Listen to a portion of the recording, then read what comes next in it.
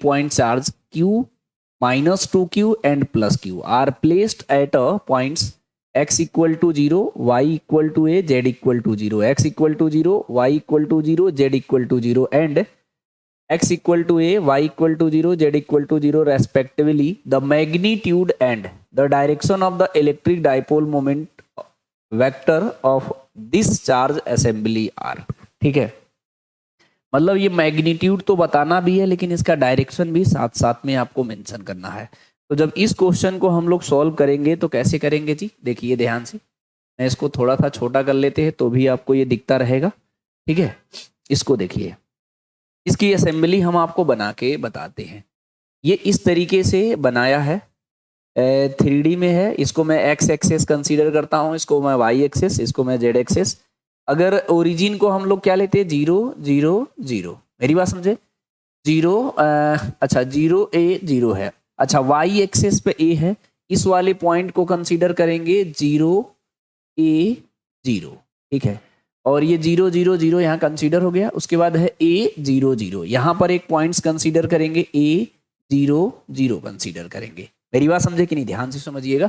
इस चार्ज का डिस्ट्रीब्यूशन ए वाले पॉइंट पर जब y की वैल्यू a है तो q है, यहाँ पर अपना जो चार्ज है वो कितना है, q है, और 0 0 0 पे -2q है, माइनस का 2q है, और यहाँ पर हमारा क्यूब है।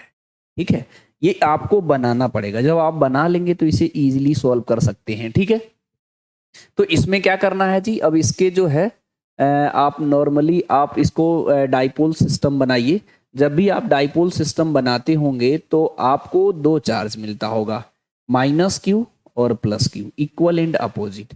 इसका डायरेक्शन इधर होता है, डाइपोल मोमेंट का p से डिनोट करते हैं, यह वेक्टर क्वांटिटी होता है।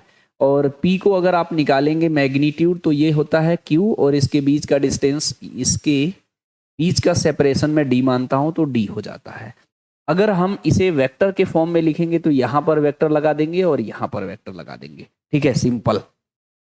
तो सेम तरीके से हमें इसमें क्या है, हमारे पास -2q है, तो एक -q और एक +q से इधर डाइपोल बना लेगा, एक -q और एक +q से इधर डाइपोल बना लेगा हमारा। मेरी बात समझे, इसका जो डाइपोल मोमेंट होगा इसे p1 मान सकते हो, इसे p2। इसे p1 को कैलकुलेट करोगे तो q इंटू इसके बीच का जो डिस्टेंस है वो कितना बोल रहा, a है, तो q a होगा। इसके बीच का जो डाइपोल मोमेंट कैलकुलेट करोगे q, और डिस्टेंस a है तो q a है, तो ये सिंपली इसको p मान सकते हो, इसको भी हम p मान लीजिए क्योंकि सेम है। अच्छा, ये वेक्टर क्वांटिटी माइनस से प्लस की ओर होता है, ये माइनस से प्लस की ओर होता है, तो आप वेक्टर एडिशन लॉ यूज करेंगे तो क्या हो जाएगा, हमारा रिजल्टेंट वेक्टर जो है कुछ इस तरीके से जाएगा।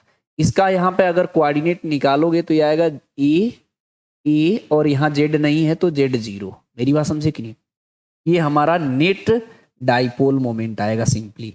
इसके बीच का एंगल कितना है जी, 90 है, तो आप सिंपली p नेट निकालेंगे तो रूट में कितना हो जाएगा जी, p1 का स्क्वायर प्लस p2 का स्क्वायर।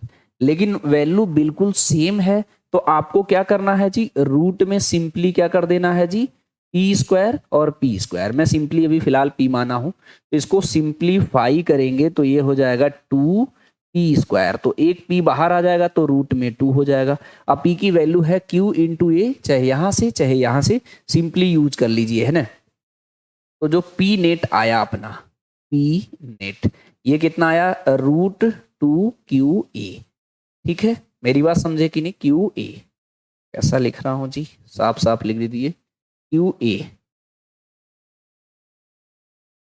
है तो मिटा के दोबारा लिख दे रहा हूं, ये कितना हो जाएगा जी, रूट में 2qa हो जाएगा। ठीक है, अब रही बात डायरेक्शन का। अच्छा, ये डायरेक्शन अगर आप बात देखेंगे तो अगर इसका जो है ये हमारा जो है ये हमारा p है तो ये भी हमारा p होगा।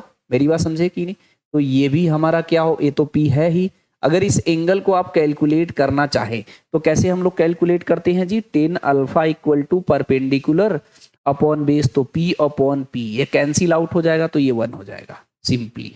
मेरी बात समझे, ठीक है।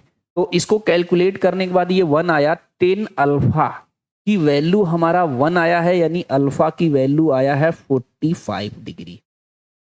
45 डिग्री का मतलब ये डिस्टेंस a है तो ये भी डिस्टेंस ए होगा, तो ए कामा ए और 0 जेड यहाँ ले नहीं रहे, तो इसके डायरेक्शन में हमारा ये डाइपोल मोमेंट का डायरेक्शन है। तो अगर ऑप्शन हम लोग टिक करेंगे तो ये हो जाएगा √2QA along the lining joining 0 0 A। ये गलत है, नहीं नहीं, अच्छा ये बोला है लाइनिंग, अच्छा ठीक है, ये 0 0 0 है और ये A 0 है, तो 0 0 0, हाँ ये बिल्कुल पहला ही ऑप्शन करेक्ट हो गया जी, A 0। मतलब इस लाइन में, ये कह रहा डाइपोल मोमेंट का जो डायरेक्शन है इस लाइन को ज्वाइनिंग करने वाले डायरेक्शन में ही है, इसका मैग्नीट्यूड √2QA है।